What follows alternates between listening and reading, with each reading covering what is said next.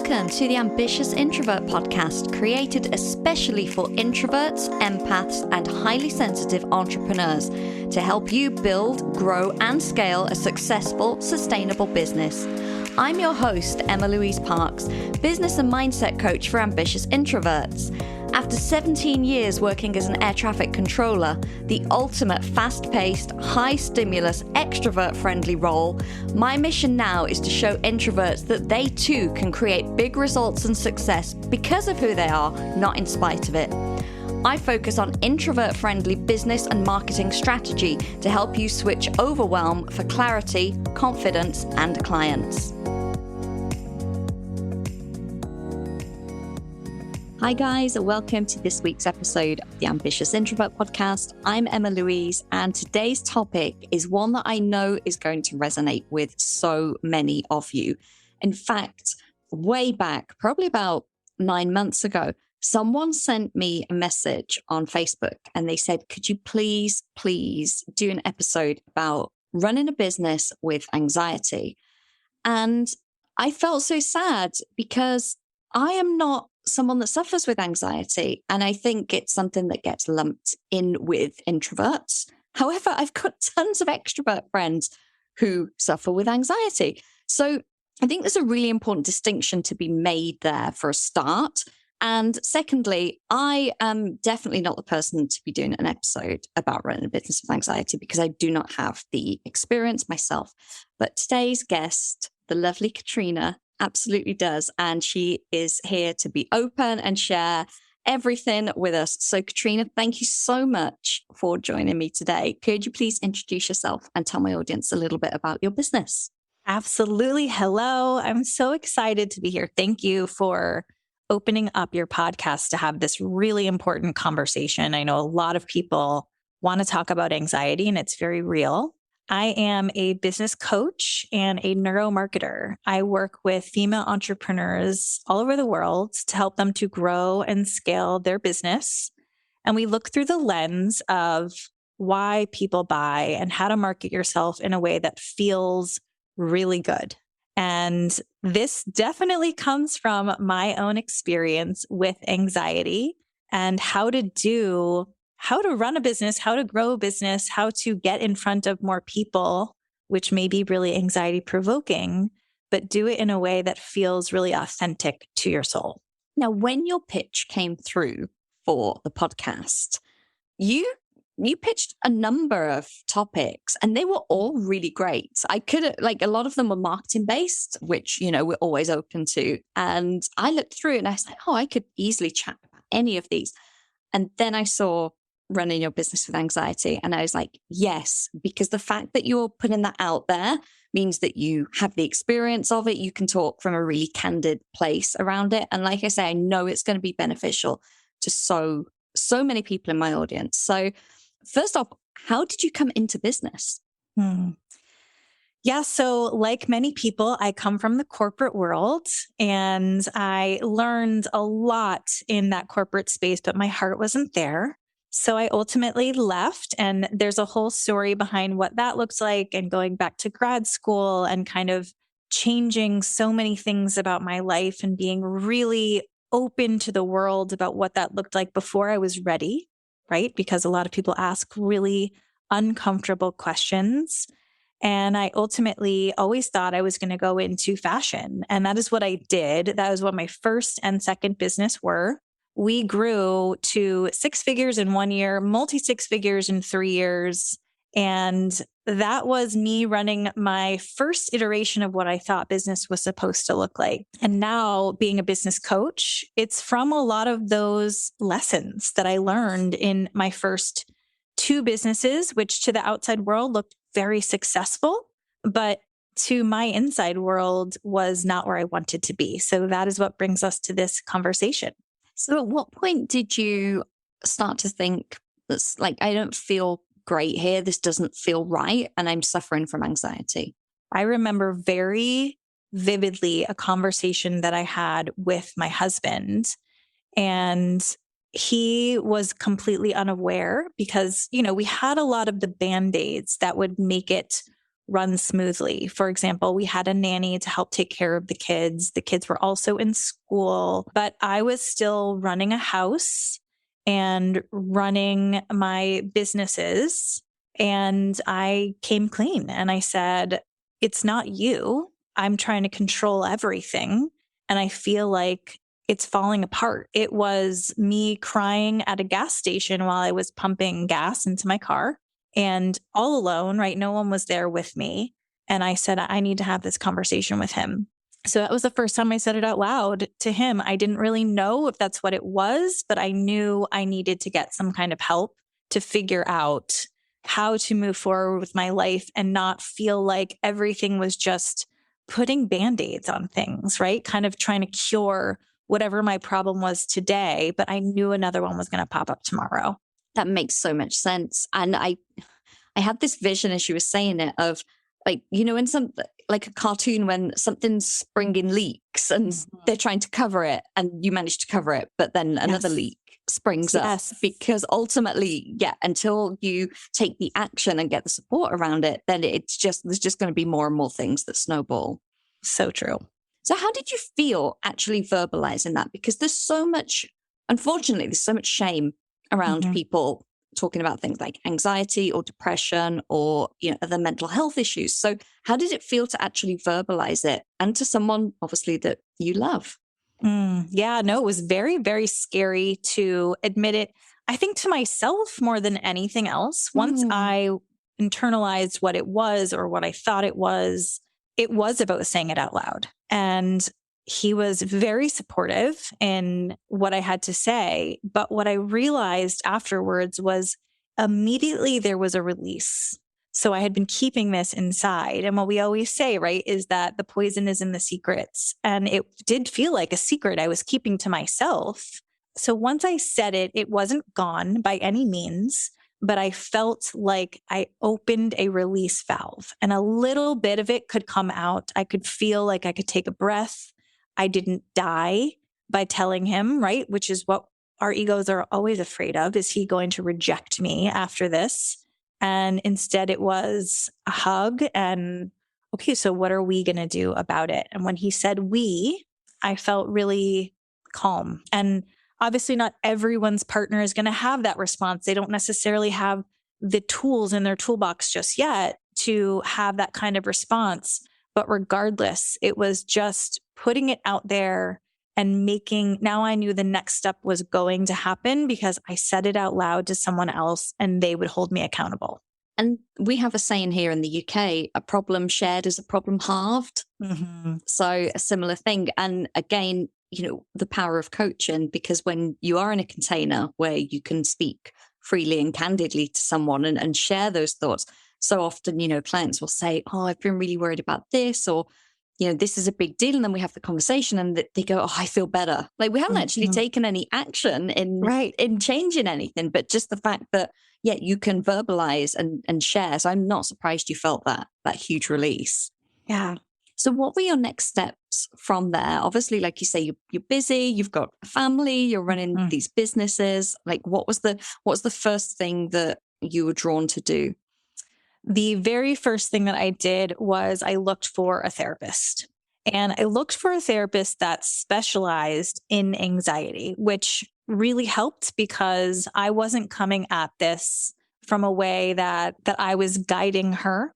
She really was able to guide me and ask those questions. And we were able to tackle the things that felt like crisis for me.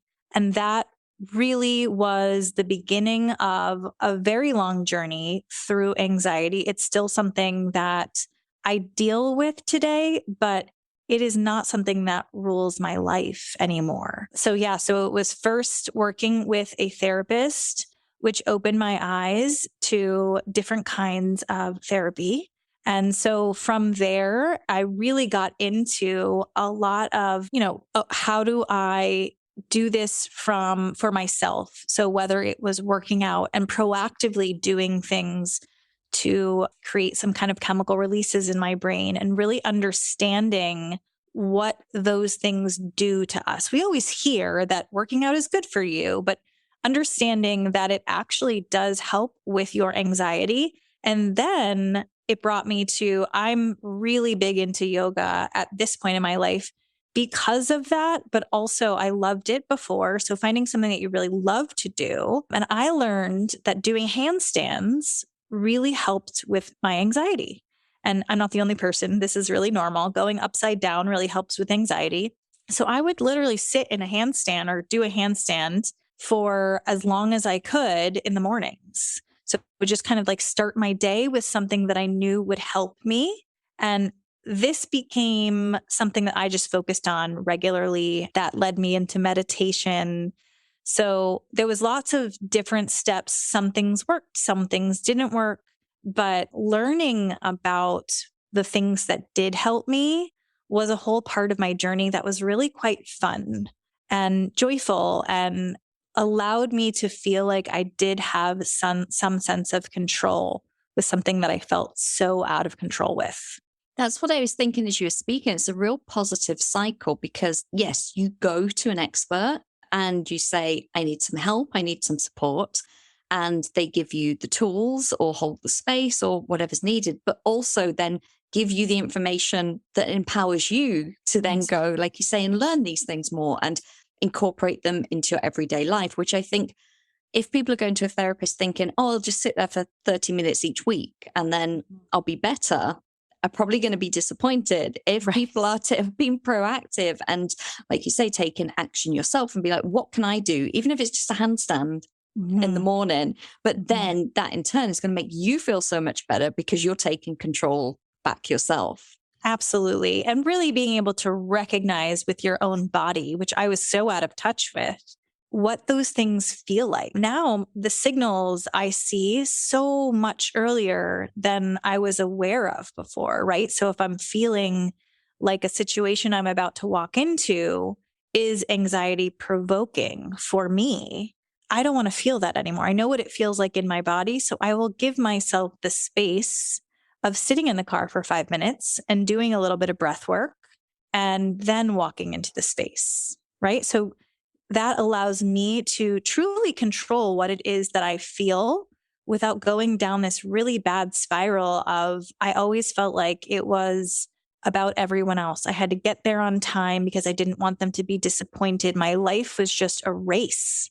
And I know a lot of entrepreneurs feel this, where you're just running at full speed and you taking care of you is a nuisance, but it is such a game changer. My business runs completely differently. And in terms of making money, it's a lot easier to make money from a place of joy. And believe me that I'll never find myself in this space where I'm running on fumes and I'm doing it for other people. That feeling where you're just going 100 miles a minute and no one is satisfied is so unnecessary. And it's something that's been drilled into us that that's the way we're supposed to operate. But where is the joy in that, right? That's not, I left corporate to feel fulfilled. There's nothing fulfilling about doing everything because you have to. You know, the word that came up for me when you were talking, and it's a bit of a buzzword, it's a little bit overused in coaching, but there isn't a better way to describe it, is intentional. Mm-hmm. Like you're not just going to now run headfirst, like you say, into a situation. You're going to be intentional and think, I need a moment. I need a breath. I need to do this. And so many of my clients at every level in business, and I have been guilty of this too. I've had days where they go, oh, I didn't have time to do my journaling, or I didn't have time to do my breath work, or like, but it's not about having time, is it? It's about making time. And that's the fear, is that we end up then back in the rat race that most of us left our jobs to get away from. Right. No, it's so true. And, you know, it also, it depends on where you are in business, right? So what I think we don't recognize, and I feel the same way about motherhood too. So if anyone's a mom, you'll certainly understand this, is like the infant stage is incredibly difficult. But when you're in it, you don't really believe that it's ever going to end. But it's the same being in the beginning stage of a business is, yes, you're doing more things than you would like to do because you probably don't have the funds to outsource a lot of it. But as you grow and as you're making more money, you can make really smart decisions and outsource those pieces so you're not running 100 miles a minute.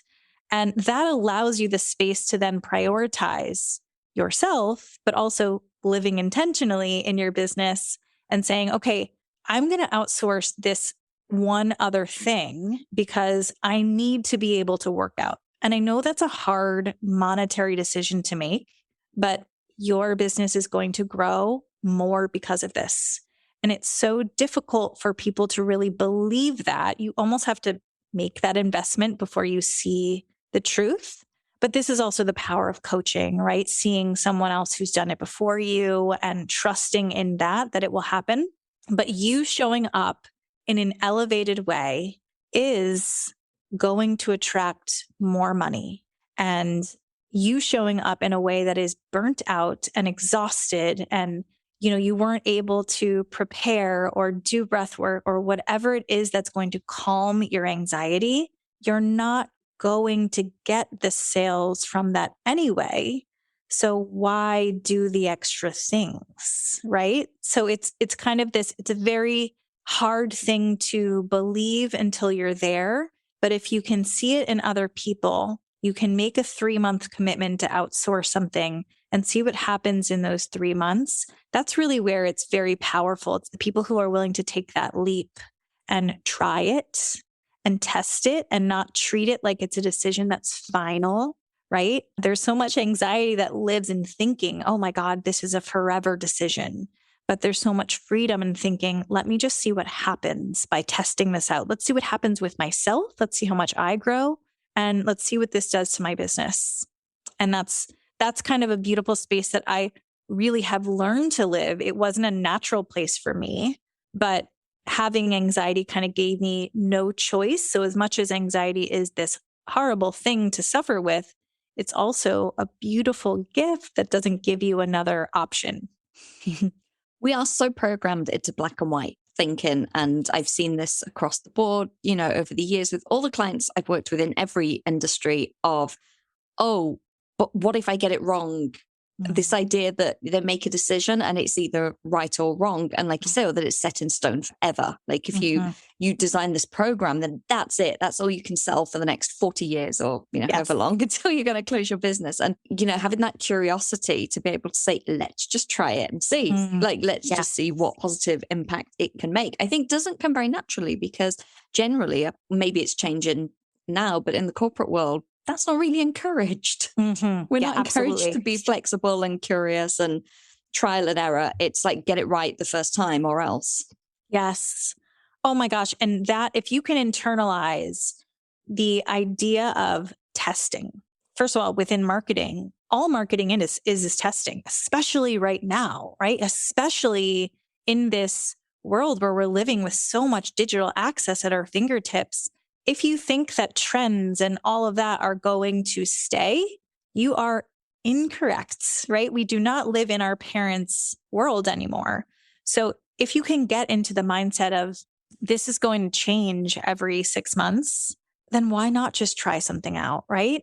And I'm not talking about spending $50,000 in Facebook ads and making a big mistake that way. I'm saying, why don't you just hire a copywriter and test it out for 3 months and see if it really helps. And 90 days is a typical cycle that I like people to try things out in, and myself too, just because it takes a month for things to get settled. And then it's usually the last 60 days where you'll see some kind of movement. So 90 days is really any strategy you want to stick to for 90 days before you make any decisions. And it might be on the tail end that you see improvement. That's really your indicator.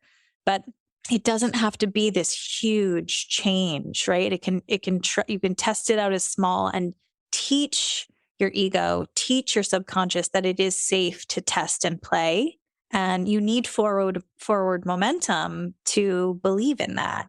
But talk about releasing anxiety when you can come into the place of, I'm not doing things I'm not doing things in a way that is going to change things forever. I'm just playing like a child on the playground. I am just enjoying and seeing, and it becomes a very different way of looking at your business And it really becomes fun conversation to have with people. There's so many benefits to changing, but it is something you have to consciously do. It's not something that you can just say, okay, today I believe black and white, and tomorrow I'm going to think a different way. It's about you intentionally teaching yourself.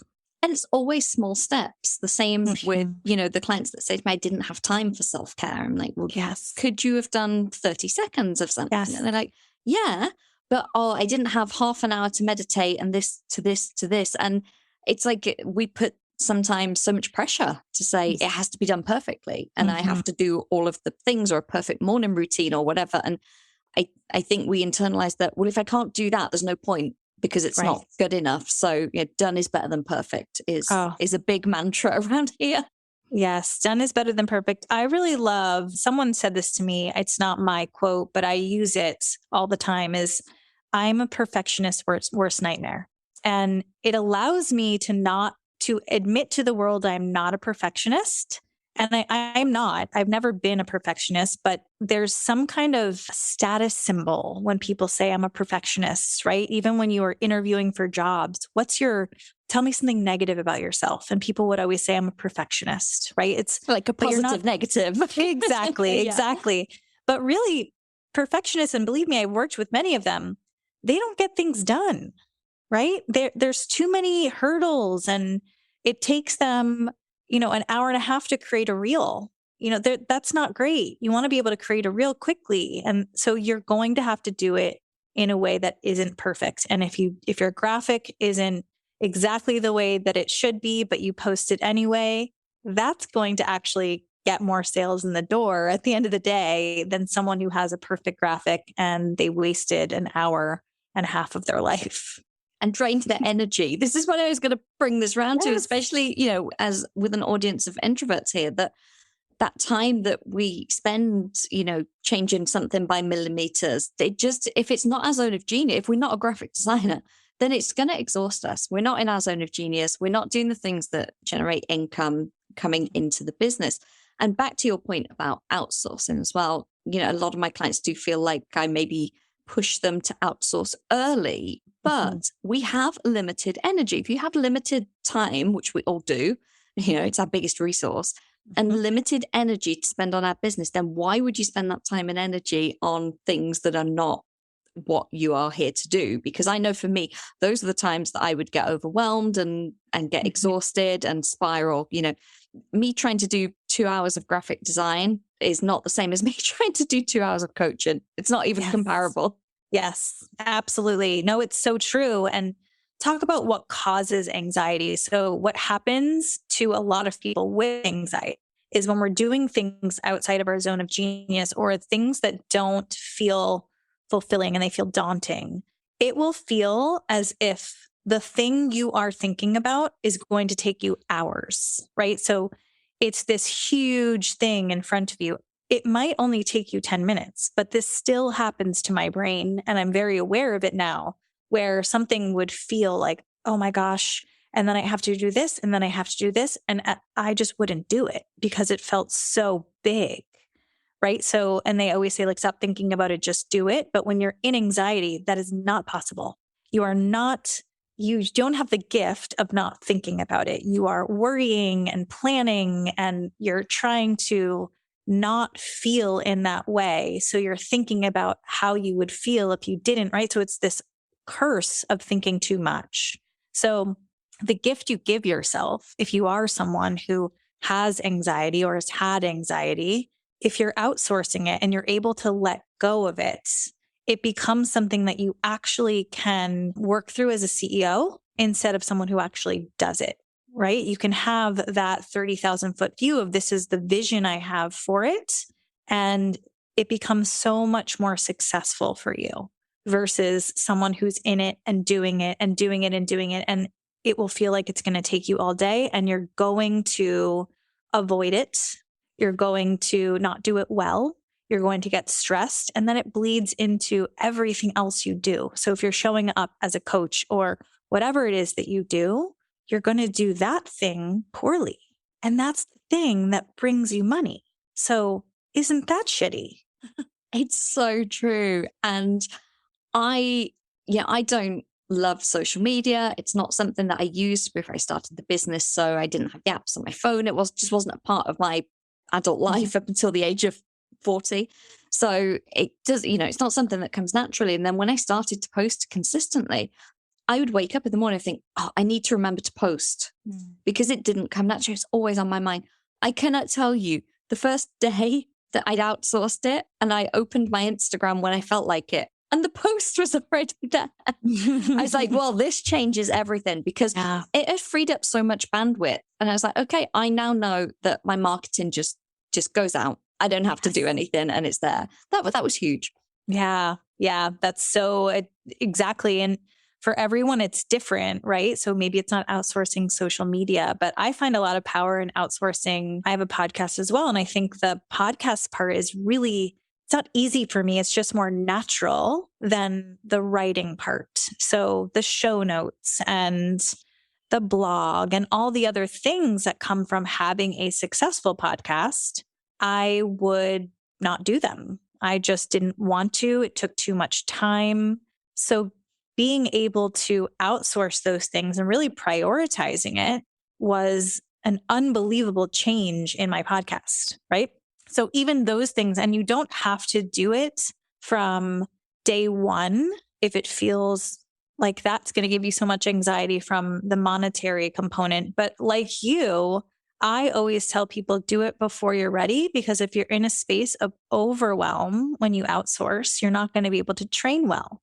So it's this horrible catch-22. So yes, you're going to do it before it feels comfortable, but you're not signing your life away. For the love of God, budget for 3 months, try it, test it. And if your nervous system is shutting down because you cannot pay for it anymore, okay, then pull the plug. But that's the beauty of what we do is we don't need to ask for approval from the corporate higher ups, right? We get to run our business the way that we want to, but what's the risk is, maybe you're out a couple $1,000s versus never knowing. And that's a far more expensive choice. Exactly. Or for me, what it probably would have been back in the day is I'm out a couple of $1,000s, or I actually just haven't done anything for 2 months. Yes. I just haven't marketed at all. Yes, exactly. Oh my gosh. Yes. It's so funny because what you're speaking about is what I work with people on all the time is I cannot bring myself to post on stories or whatever it is that their kind of issue is. And when you're doing things with face to cam, you don't really have a choice. You have to show up, and it could feel like this huge daunting thing to them. So we'll work through some of those things. But do you have to show up face to cam? No. You can start with things that are smaller. And if face to cam is impossible for you and you're not going to do it, then find other ways and then add on the face to cam when you get ready, right? So, and everything's rungs on a ladder. You're not going to jump up to the top of the ladder without falling, right? So take it one step at a time. It's just like everything else in life. So what feels a lot less scary, but still isn't something that you're doing on a regular basis yet. Add that in, right? I think that's a perfect place to wrap up, because that's just a perfect analogy for everything we've been talking about, taking those incremental steps. So Katrina, thank you so much for being so open and sharing about your experiences. I know so many people are going to resonate with that. Before I let you go, obviously, I'm going to ask you for your book recommendation for my ambitious introverts who are looking to start, grow, or scale their online business. So especially because we're talking about anxiety, I love The Power of Now, which is by Eckhart Tolle. And it's something that I open, probably once or twice a week. And I just read one page, and it gives me so much to think about and so much to maybe journal on. So I highly recommend it. Perfect. I will pop the link to that in the show notes, along with all of your links where people can come and connect with you online. Beautiful. Thank you so much for sharing. Oh, thank you so much for having me. Thank you for listening to this episode of the Ambitious Introvert podcast with me, Emma-Louise Parks. If you enjoy this show, please subscribe, rate, and leave a review on iTunes. As a thank you, one lucky reviewer each month will win a 60-minute one-on-one coaching session with me, where you'll get the clarity and confidence to attract your ideal clients. And if you know someone who could benefit from listening to the show, then please do share and help me reach as many fellow ambitious introverts as possible.